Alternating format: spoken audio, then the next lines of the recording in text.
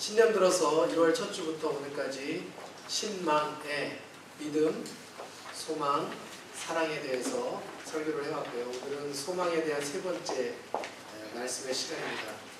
지난 두 번의 소망에 관한 말씀과는 패턴이 다르게 오늘은 그냥 성경을 전체적으로 살펴보면서 성경에서 말하는 하나님의 소망이 무엇인지, 산 소망, 우리가 가져야 될 하나님의 꿈이 무엇인지 함께 좀 나누기를.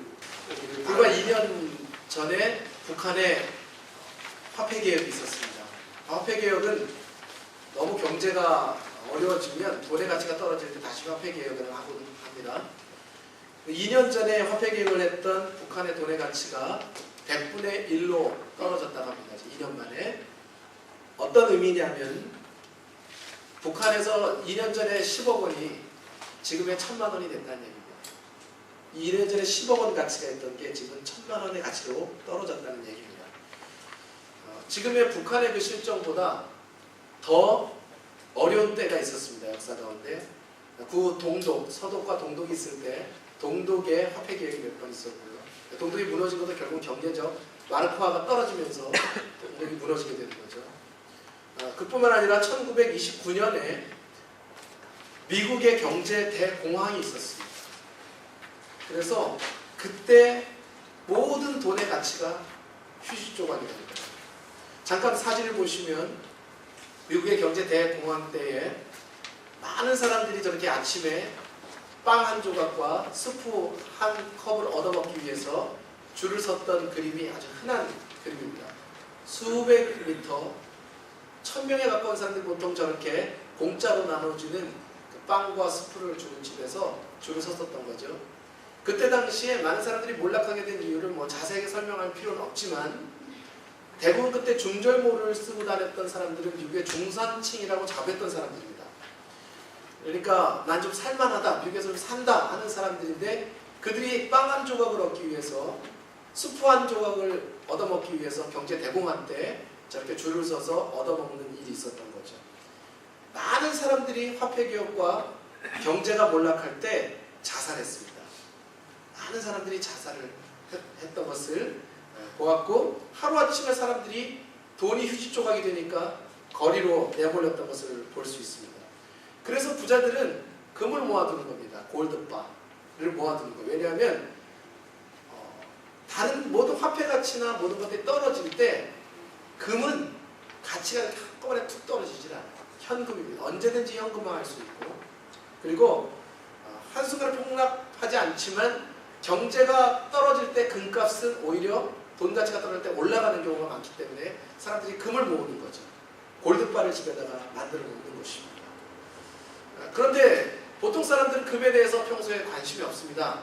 금이 좋은 건 알지만 금 모아둘 여력이 없는 거죠. 왜냐하면 현금 쓸 것도 없는데 금 모아둘 여력이 어디 있습니까? 그렇죠?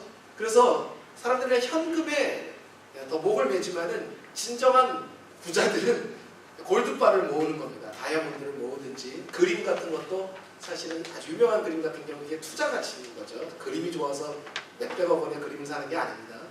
사놓으면 가치가 올라가기 때문에 투자 목적으로 해놓는 것입니다. 왜 이런 얘기를 하냐면 우리가 이 세상에서 꿈꾸는 소망이라는 것들, 우리가 꿈꾸는 비전이라는 것들이 한순간에 휴지 조각이 될 때가 인생에 있다는 거예요. 역사적으로도 그렇지만 우리 인생 가운데도 우리가 꿈꿨던 것이 한순간에 휴지 조각이 되는 거예요. 그런 때가 인생에 있다는 것을 말하는 것입니다. 2006년에 제가 미국에 처음 도착했을 때 처음 가서 한 일이 3개월 만에 장례를 치르는 일이었습니다. 왜냐하면 20년 전에 제가 이렇게 교회에서 함께 선후배 사이로 지냈던 분을 만났는데 그분이 이제 미국에 가서 공부하고 또 대학원을 나오고 또 성악을 했던 분인데 악기도 다루고 그분을 만났는데 20년 만에 만났는데 그분이 암에 걸려 있었어요. 결혼을 늦게 했어요. 그래서 45세쯤 그때가 그분이 되었을 때인데 지금 한 6년 7년 전이니까. 그런데 아이가 10살입니다. 불과 아들 10살짜리 아들 하나 낳고 부인이 있고. 왜냐하면 외국에서 공부하고 뭐 하다 보니까 결혼 시기를 놓친 거예요. 자기 성공을 위해서. 돈을 거기다 다 투자한 겁니다. 자기 인생을 위해서 공부하는데. 근데 막상 졸업해서 이제 살만하니까 암이 덜컥거려요. 생활이 어려워서 가족들이 구세군에 들어갔습니다. 구세군에서는 이제 생활을 다 지원해 주니까 구세군에 들어가서 이제 악기도 또 악장도 하고 그랬단 말이죠. 딱 갔는데 그분이 20년 만에 만났는데 암에 걸려서 이제 3개월밖에 못 산다는 거예요. 제가 만났을 때. 참 만감이 교차하죠. 그런데 3개월 후에 이분의 장례식을 치르면서 제가 그 미국의 묘지라는 데를 처음 가본 거예요. 그 미국의 장례식을 처음 본 거죠. 그 장례식에 갔는데 거기서 아직도 기억 나오는 건 그분이 평소에 성악을 했던 분이니까 그 아름다운 목소리로 성가곡을 노래하는 것을 틀어놨어요. 장례식장에. 한 20분 정도 앉아서 대기하며 들었습니다. 그분의 음악을. 금방 죽어있는 저 사람 평생을 무언가를 위해 열심히 쫓아갔는데 막판에서 모든 것이 물거품이 돼버려서 지금 누워있는 저분의 노래를 듣고 앉아있으니까 참 만감이 교차하는 거예요. 인생이 도대체 뭔가.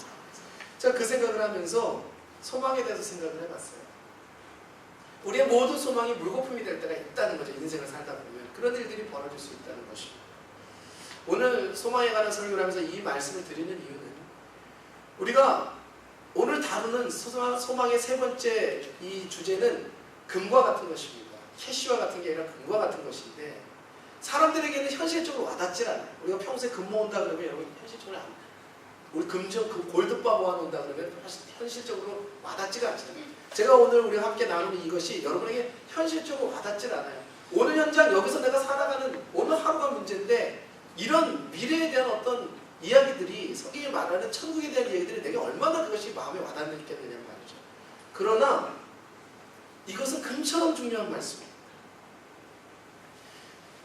그리스도인들이 평소에 금처럼 모아둘 만한 자기 영광과 소망을 위해서 마음속에 영혼 속에 쌓아둘 만한 것입니다. 왜냐하면 그리스도인들의 최후의 소망은 하나님 나라이기 때문에 하나님의 꿈이 우리의 꿈입니다. 예수님은 사람들을 만날 때마다 예수를 만난 사람은 언제든지 소망이 회복됐죠. 그분에게 기적적으로 소망이 회복되는 거예요. 어느 날 갑자기 지금 아무리 힘들어도 여러분 어느 날 갑자기 주님을 섬기는 사람들에게는 소망이라는 게 찾아와요. 새로운 날이 찾아와요. 그 예수님의 소망은 100% 하나님의 꿈을 닮았어요. 100% 하나님의 소망이 예수 그리스도의 소망이었단 말이죠. 이것이 소망의 실체예요. 우리가 가져야 할 소망의 실체입니다. 그것이 바로 하나님 나라이고 이게 우리가 믿음으로 나아가야 할, 모아둬야 할 믿음의 근거 같은 것이란 말이죠. 그래서 제가 다른 이야기를 많이 하기보다는 오늘 성경을 가지고 쭉 하나님이 말씀하신 하나님의 플랜, 하나님의 꿈, 하나님의 계획, 하나님의 뜻, 하나님의 소망이 뭔지를 좀 알자는 거예요. 그것이 우리 마음속에 같이 나의 소망이 되었으면 좋겠다는 것입니다. 첫 번째로 하나님 나라, 천국에 대해서 좀 생각해 보겠어요. 창세기로부터 요한계시록까지 성경 전체를 잇는 가장 중요한 한 가지 주제를 말하라고 하면 그것은 하나님 나라입니다. 하나님 나라라는 관점에서 창세기부터 요한계시록까지 다 보는 거예요. 창세기는 하나님 나라의 시작이고 계시록은 하나님 나라의 완성입니다. 인간과 함께하는 하나님 나라의 완성입니다. 성경 전체의 10분의 1이 150장 정도가 하나님 나라에 관한 종말론에 관한 것입니다. 하나님이 이루어주신 이 땅에 이루어질 미래의 나라에 대한 것입니다. 근데 보통 그리스도인들이 잘못 갖고 있는 성경, 천국에 대한 개념이 있어요. 왜냐하면 이 천국에 대한 설교를 하면 사람들이 너무 와닿지를 잘 않으니까 예를 들면 옛날에 우리나라에 70년대 가난할 때 지금 아프리카에 한 끼 식사를 못하는 사람들에게 북한의 사람들에게 천국을 얘기하면 이게 먹힙니다. 그들에게는 천국이 너무 그 현실적이고 좋고 바라보게 되는 거예요. 그러나 우리가 풍요한 사회에 살게 되면 여기가 천국이거든요. 하나님 나라라는 말씀이 별로 안 들어와요. 그러다 보니까 오늘날 교회에서 천국에 대한 설교를 많이 안 합니다. 사람들이 현실적으로 필요에 안 와닿기 때문에. 그리고 그 말씀이 별로 그들에게 현장을 살아가는 데 힘이 될 거라고 생각하지 않기 때문에 그런 경향이 있습니다. 대부분 천국을 어떻게 생각하냐면 지금 우리가 죽어서 하늘나라에 가면 영원히 하늘나라의 천국에 가고 그 천국은 영원히 계속되는 것으로 생각을 합니다. 근데 그것은 바른 성경적인 관점이 아닙니다. 잘못 알고 있는 것이죠. 결론적으로 성경에서 말하는 천국을 이야기를 한다면 그 천국은 영원히 3차원에 떨어져 있는 이 땅과 물질적인 세계와 관계가 없는 어떤 세계가 아니라 그 천국은 결국 이 땅에 이루어진 것입니다. 이 땅으로 천국이 내려와요. 하나님 나라가 내려. 지금 있는 천국, 죽어서 사람들이 가 있는 천국은 임시적인 천국, 임시적인 천국. 완성된 천국이 아니란 말이죠. 그 천국의 실체를 성경은 많이 이야기를 해놓고 있는데 그것이 이 땅에 이루어질 것이며 하나님 나라의 형태가 완전한 형태는 이 육적인 세계와 변화된 물질적인 어떤 변화의 세계, 지난주에 나눴던 예수 그리스도께서 부활하신 그런 부활의 형체가 있는 것처럼 누에 모치가 애벌레에서 어느 날 나비가 되는 것처럼 부활의 몸이 될 것인데 그 실체로서 살아가는 어떤 실체와 하나님 나라와 이 땅, 약한 육신과 영적인 세계, 물질적인 세계와 영적인 세계가 합쳐진 이 놀라운 그리스도 안에서 하나가 되는 것이 하나님의 꿈이고 그것이 천국의 실체입니다. 진짜 완성된 하나님 나라의 실체입니다. 이해가 되셨죠? 이 물질적인 세계를 없애버린 것들이 아니에요. 그래서 에베소서 1장 8절에서 11절을 다 같이 읽어봅니다. 시작. 이는 그가 모든 지혜와 총명을 우리에게 넘치게 하사 그 뜻의 비밀을 우리에게 알리신 것이요 그의 기뻐하심을 따라 그리스도 안에서 때가 찬 경륜을 위하여 예정하신 것이니 하늘에 있는 것이나 땅에 있는 것이 다 그리스도 안에서 통일되게 하려 하심이라. 모든 일을 그의 뜻대로 결정하시는 일하시는 이의 계획을 따라 우리가 예정을 입어 그 안에서 기업이 되었다. 무슨 말이냐면 지혜와 총명은 내가 돈 버는 기술이나 좀 더 스마트해서 공부를 잘하는 게 지혜와 총명이 아니고 하나님의 뜻의 비밀을 아는 것, 하나님의 뜻을 아는 게 지혜라는 것이죠. 성경적인 지혜는 똑똑한 것이 아닙니다. 하나님의 뜻을 아는 것이 지혜이죠. 그리스도 안에서 때가 찬 게 어느 날에 이루어질 경륜이라는 단어는 플랜이란 말하고 같아요. 계획. 근데 이것이 하나님께 쓰일 때 그 하나님의 무한한 지혜 속에서 나오는 플랜을 말하는 거예요. 완벽한 플랜. 그러니까 경륜이라는 단어가 그런 하나님의 플랜입니다. 그 플랜을 위해서 예정했는데 그것이 어떻습니까? 하늘에 있는 것과 땅에 있는 것이 그리스도 안에서 하나 되는 것이다. 신기한 것입니다.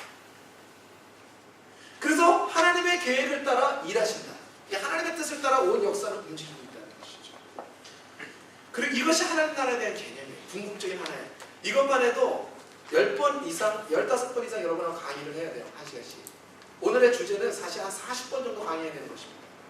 나중에 이제 나누게 될 거예요. 성경 공부반에서 나누게 될 건데 그 중에 엑기스만 그냥 핵심만 턱턱 치고 갈 거예요. 여러분이 그곳에서 그냥 핵심만 받아들이시면 될 거예요. 자, 하나님의 뜻이 거기에 있다. 하나님의 소망이 거기 있다. 여러분 하나님의 소망에 대해서 생각해 보셨어요? 여러분의 꿈과 우리의 꿈에 대해서 늘 생각하죠? 하나님의 꿈에 대해서 한번 생각을 해보는 것이죠. 성경에는 죽음을 보지 않고 천국에 간 세 사람이 나와요. 에녹과 엘리야와 예수 그리스도. 예수님은 몸을 가지고 승천하셨죠. 이 세 분이 나오는데 에녹이라는 사람, 왜 하나님께서 몸으로 죽음을 보지 않고 천국으로 데려간 사람이 있었을까? 그대로 옮겨간 사람이 있었을까? 창세기 5장 21절에 보면 에녹이라는 사람이 나옵니다. 읽어봅니다. 시작. 에녹은 65세에 무드셀라를 낳고 무드셀라를 낳고 300년을 하나님과 동행하며 자녀를 낳았으며 에녹이 하나님과 동행하더니 하나님이 그를 데려가심으로 세상에 있지 아니하였다. 이 말씀을 잘 보실 것은 우리는 이렇게 생각할 수 있어요. 에녹이 얼마나 하나님과 동행을 하고 경건하게 살고 정말 거룩하게 살았다면 하나님이 에녹을 죽음도 보지 않고 이 육신 그대로 천국으로 데리고 갔을까? 이렇게 해석하는 것이 일반적이죠. 그런데 그런 것이 아닙니다. 성경은 분명히 말하대로 의인은 하나도 없다. 모든 사람이 범죄했다. 그리고 하나님이 인정하실 만한 사람, 하나님께서 그래 너는 죽지 않고 올라올 만큼 훌륭해라고 인정하는 인생은 아무도 없다라고 말하는 게 로마서의 선언이에요. 그러면 왜 하나님이 이런 일을 하셨을까요? 초점이 있어요. 이것을 우리에게 보여주신 초점이 있습니다. 이유는 무엇이냐면 여기에 핵심, 단서가 되는 실마리가 되는 중요한 구절인데 그것이 뭐냐면 무드셀라를 낳은 후에라는 부분이에요. 무드셀라를 낳은 후에. 왜 그러냐면 에녹이 300년간 열심히 경건하게 기도하면서 세속을 따르지 않고 살았단 말이죠. 근데 그가 하나님이 데려갈 정도로 그렇게 거룩함을 힘쓰면서 살았어요. 참 살았어요. 그가 그럴 수 있었던 이유가 어디에 있습니까? 무드셀라를 낳았기 때문입니다. 그 무드셀라를 낳았는데 무드셀라의 이름의 뜻을 신학자들이 추정하기를 그가 죽으면 심판이 올 것이다. 무드셀라 이름의 뜻이 그가 죽으면 심판이 올 것이다. 무슨 말이냐면 노아의 홍수가 오고 세상이 노아에 가지고 심판이 왔을 때 무드셀라가 죽은 그 바로 다음 해에 비가 쏟아진 것이다. 성경의 나이를 딱딱딱딱 계산해 보면 무드셀라가 죽은 그 다음 해에 아니면 그 해에 홍수 심판이야. 그러니까 에녹이 왜 그렇게 하나님 앞에 더 거룩하게 하나님과 동행하면서 이 동행이라는 단어가 굉장히 하나님과 밀접하게 살았다는 거예요. 영적으로 살았단 말이죠. 어떻게 그럴 수 있었느냐? 300년 동안에 그가 하나님의 약속을 뭔가를 알고 있었는데 그것이 뭐냐면 앞으로 이 무드셀라가 죽는 날에는 세상이 물의 심판이 올 것이다. 하나님 이 죄악, 땅의 죄악이 너무 많으니까 죄가 너무 많으니까 하나님이 때로는 심판하신 날이 올 것이라는 걸 알고 있었기 때문에 그와 그의 자녀들의 미래를 위해서 아버지 자신이 거룩하게 산 거예요. 그래서 에녹의 자손들이 쭉 나와서 노아가 나오잖아요. 그가 거룩한 삶으로 자기 자손들을 거룩함으로 인도했던 거예요. 아브라함도 마찬가지입니다. 하나님이 약속하신 성을 바라보고 자녀와 함께 장막에 야곱과 자녀들과 함께 11서 11장에 보면 자녀들과 함께 장막에 거했다. 거룩한 도시에 완벽하게 되어 있는 그런 곳에 산 게 아니라 일부러 천막에서 살면서 영성을 유지했다. 일부러 도시로 들어가지 않고 밤에는 산으로 가서 기도하며 살았다. 그것이 아브라함이 하나님이 지으신 성이 있음을 바라고 하나님이 약속하신 약속을 바라보았기 때문에 그렇게 살 수 있었다. 노아의 가족들이 120년 동안 방주를 지을 수 있었던 이유가 뭡니까? 그 당시에 산에다가 그 큰 방주를 돈 다 들여서 짓고 앉아 있으면 사람들이 조롱할 것이에요. 조롱할 것입니다. 근데 그 조롱에도 불구하고 자신들이 방주를 지을 수 있었던 힘이 무엇입니까? 하나님의 약속의 말씀을 알았어요. 자기 할아버지가 얘기해준 노아에게 주신 하나님의 말씀을 알았단 말이에요. 그 말씀을 붙들고 그 말씀을 위해서 방주를 지으면서 사는 거예요. 세상 사람들이 다 조롱해요. 남들이 세상의 향락과 즐거움을 찾을 때 방주 짓는 삶을 산다는 건 쉬운 거 아닙니다. 모든 사람들이 가는 가치관과 다른 가치관으로 내가 살아간다는 건 쉬운 일 아닙니다. 거기서 기쁨을 느끼는 건 하나님과 동행하는 곳에서 기쁨을 느낀다는 게 쉬운 일이 아닙니다, 여러분. 왜냐하면 많은 사람들이 넓은 문으로 갈 때 나는 좁은 문으로 가야 되기 때문에 그래요. 그러나 그 안에는 상상할 수 없는 것들이 있는 거죠. 그게 힘든 것만도 아니에요, 사실은. 그게 사는 길이에요. 기쁨의 길인 것입니다. 오늘날 첨단과학의 시대고 풍요의 시대입니다. 오늘날 이렇게 천국에 대해서 오늘 얘기를 좀 나누면 사람들이 다 비웃을 거예요. 노아를 비웃었듯이 무슨 세상에 종말이 오고 비가 오냐? 배는 왜 그렇게 다 짓냐? 동물 다 늙는단다. 동물 다 늙는단다. 그럼 다 비웃고 앉아있겠죠? 오늘날도 마찬가지죠. 이 하나님 나라의 말씀을 전하면 그럴 수 있습니다. 그러나 그게 실체라는 거라. 그 실체라는 것을 말씀합니다. 역시 에녹과 하나님이 에녹을 부활을 시켰던 이유는 여기에 있는 거예요. 오늘날도 세상에 심판이 올 때 하나님 앞에 살아가는 이 말세의 시대에 거룩하게 사는 자들을 그가 의로워서가 아니라 하나님이 모든 사람의 몸의 부활과 함께 하나님 나라로 올리실 것, 이 몸과 함께 하나님이 어떤 일을 하실 것을 보여주기 위한 것입니다. 모든 성도가 부활할 것에 대한 예표입니다. 거룩하게 살라는 것보다는 더 중요한 핵심이 뭐냐면 하나님이 우리의 몸의 부활, 육신으로 천국에 가는 육신의 부활이 있을 것을 알려주시기 위해서 예수님, 엘리야, 에녹의 그 샘플을 우리에게 암시를 주신 거란 말이죠. 창세기는 하나님 나라의 시작이고 요한계시록은 완성이죠. 그런데 하나님 나라가 시작될 때 이 땅에 죄가 들어옴으로 말미암아 고통과 아픔과 슬픔과 싸움과 전쟁과 사망과 거짓과 음란과 온갖 고통, 인생의 고통이 죄로 말미암아 이 땅에 들어왔고 그 죄는 온 세상을 식민지로 만들었어요. 자기의 식민지로 만들었어요. 모든 사람이 이 죄의 무게에 눌리게 된 거죠. 그런데 하나님께서는 하나님의 계획은 이 고통과 전쟁으로 가득 찬 미움과 싸움이 가득한 땅에 하나님의 영광의 나라를 원래 계획하셨던 하나님의 나라, 하나님의 영광의 그 나라를 회복하시고 이루시는 것이 하나님의 꿈입니다. 하나님의 꿈입니다. 하나님 이것을 회복하시고 이루실 것이고 그 하나님의 뜻을 변하지 않으실 것이란 말입니다. 그래서 그 이루어질 하나님 나라의 가장 선명한 말씀이 요한계시록에 나와 있는 거예요. 오늘의 본문입니다. 다 같이 한번 읽어보겠어요. 먼저 읽기 전에 읽고 나신 다음에 제가 신약의 요한계시록을 읽고 나서 바로 에스겔서의 한 부분을 읽을 것입니다. 그 두 부분은 연결이 되어 있고 이 두 선지자의 차이, 요한과 에스겔 선지자의 차이는 거의 600년 정도의 차이가 납니다. 에스겔이 600년 전의 사람이에요. 자, 이 내용을 한번 잘 보시면서 성경이, 구약 성경의 선지자들이 무엇을 예언하고 있는지, 무엇을 말하고 있는지를 보시기 바라요. 함께 읽겠습니다. 시작. 또 그가 수정같이 맑은 생명수의 강을 내게 보이니 하나님과 및 어린 양의 보좌로부터 나와서 길 가운데로 오르다. 강자 위에 생명나무가 있어 12가지를 있는데 달마다 그 열매를 맺고 그 나무 잎사 길이는 만국을 치료하기 위하여 있더라.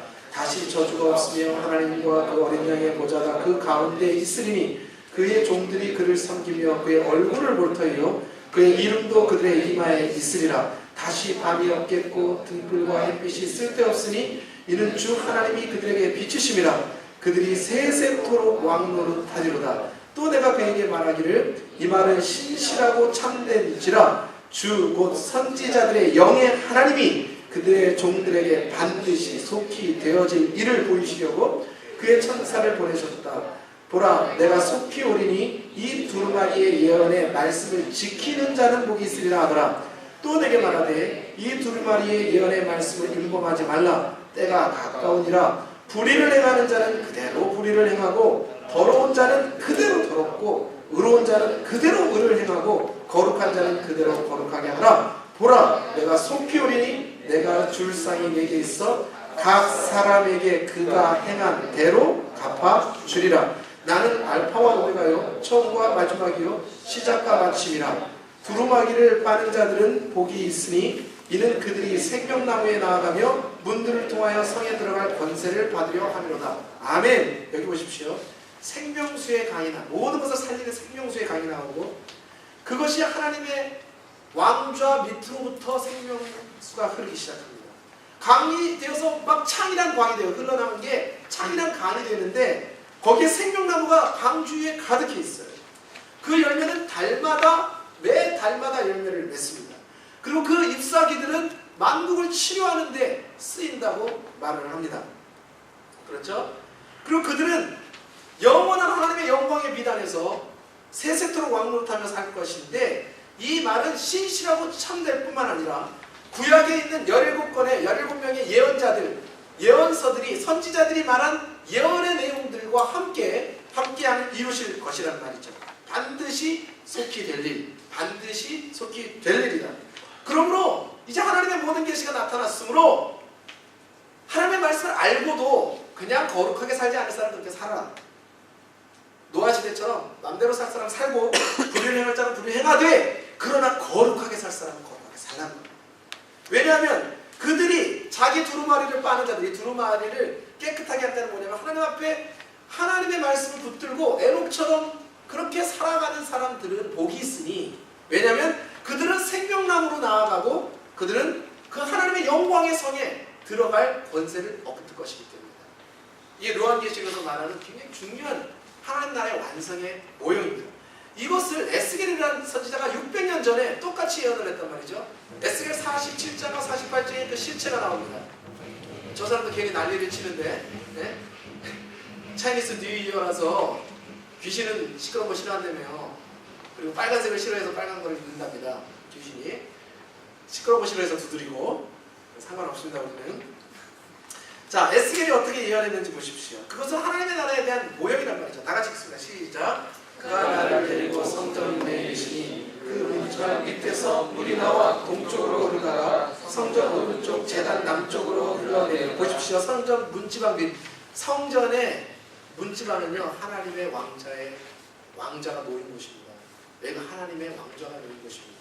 계속 다시 천척을 측량하시니 물이 내가 건너가지 못할 강이 된지라. 그 물이 가득하여 헤엄을 칠 만한 물이요 사람이 능히 건너지 못할 강이더라. 그가 내게 이르시되 인자야 내가 이것을 보았느냐 하시고 나를 인도하여 강가로 돌아가게 하시기로 내가 돌아가니 강 좌우편에 나무가 심이 많더라. 이 강물이 흐르는 곳마다 번성하는 모든 생물이 살고 또 고기가 심이 많으니 이 물이 흘러감으로 바닷물이 되살아나겠고 이 강이 흐르는 각처의 모든 것이 살 것이며 강 좌우가에는 각종 먹을 과실나무가 자라서 그 잎이 시들지 아니하며 열매가 끊이지 아니하고 달마다 새 열매를 맺으리니 그 물이 성소를 통하여 나오리라. 이거 살리는 물이란 말이죠. 생명수예요. 성령의 강입니다. 하나님의 영이 우리와 함께 하실 때 우리 영혼이 살아나는 것을 말하는 거예요. 그 열매는 먹을 만하고 그 잎사귀는 약재료가 되리라. 아까 에스겔서에서 이 만국 요한계시록에서 만국을 치료하기 위해 있었다라는 말씀과 동일하죠. 계속 있습니다. 제가 앞뒤를 많이 자르고 핵심만, 성경의 핵심만 모아놓은 시작. 주 여호와께서 이같이 말씀하셨느니라. 너희는 이 경계선대로 이스라엘 12지파에게 이 땅을 나누어 기업이 되게 하되 요셉에게는 두 몫이니라. 그런즉 너희가 이스라엘 모든 지파대로 이 땅을 나누어 차지하라. 아멘. 아까 보면 계시록에서는 각 사람이 자기의 행한 대로 하나님이 갚아주시는 거예요. 요셉에게는 두 몫이다. 그래서 이스라엘이 이집트에서 해방돼서 이집트 왕자 모세 열재앙 기억하시죠? 해방돼서 광야 생활을 거쳐서 가나안 땅을 들어가는 것은 이건 거대한 그림이에요. 어떤 그림입니까? 하나님이 이 땅에 마지막에 바로에게 파라오에게 열재앙을 내리는 것은 단순히 애들 성경 퀴즈 대 주일학교 하라고 피기파 압도금의 흑장 이렇게 10개 해가지고 외우라는 게 아니고, 네? 피재앙, 개구리재앙, 이재앙, 파리재앙 이거 외우라는 게 아니고 마지막에 하나님이 이 땅에 죄악을 심판할 때 그 심판의 모형이란 말이죠. 계시록에 21번의 심판이 나오죠. 그리고 성도들이 광야와 같은 어떤 광을 지나가면서 준비하는 거예요. 가나안 땅을 들어가는 거를. 그리고 그 가나안 땅은 여호수아와 갈렙의 세대에서 자신들의 믿음으로 가는 것을 정복합니다. 그래서 가나안 땅의 가장 핵심인 예루살렘이 있는 지역과 사마리아가 있는 지역은, 사마리아는 지금 여호수아의 에브라임 지파가 차지하고, 유다 지역, 예루살렘이 있고 헤브론이 있는 핵심 지역은 갈렙 지파가 차지합니다. 유다 지파가 차지합니다. 무슨 말이냐면요, 이것은 에스겔 47장은 마지막에 이루어진 하나님 나라의 그림이에요. 이스라엘 12지파가 이미 끝났을 때예요. 다 이스라엘 멸망했을 때 하나님이 영광의 그 이루어지신 큰 계획을 보여주시는 건 말이죠. 계시록과 같이 연결이 딱 되어 있죠. 그때 천국에 들어가면 어떤 지파들은 땅도 못 차지해서 그때 당시에 막 찾다가 겨우 어디 가서 찌질한 땅 지파가 있는가 하면 처음부터 갈렙처럼 하나님이 약속한 사람들이 있었어요. 갈렙이 하나님 앞에 여호와 가나안 땅 들어가기 직전에 뭐라고 합니까? 40년 전에 하나님이 나에게 약속하신, 그날에 내게 약속하신 이 산지를 내게 주소서. 내가 80이지만 아직 내 나이가 80이지만 내가 하나님이 나와 함께 하시면 나는 능히 헤브론을 취할 수 있습니다. 저 땅은 하나님이 우리에게 주신 땅이므로 그 땅은 내가 맡아놓은 땅이니까 제비 뽑지 말고 나한테 주십시오. 그렇게 오늘날도 마찬가지예요. 그냥 하나님 나라에서 아무런 개념 없이 그냥 그렇게 오늘 죽으면 나 예수 구원 받았으니까 살았습니다 하는 사람과 하나님 나라에 대한 명백한 소망을 가지고 그렇게 진군하는 사람과는 그 땅이 차이가 있어요. 천국에 가서 누릴 것이 차이가 있다는 것입니다.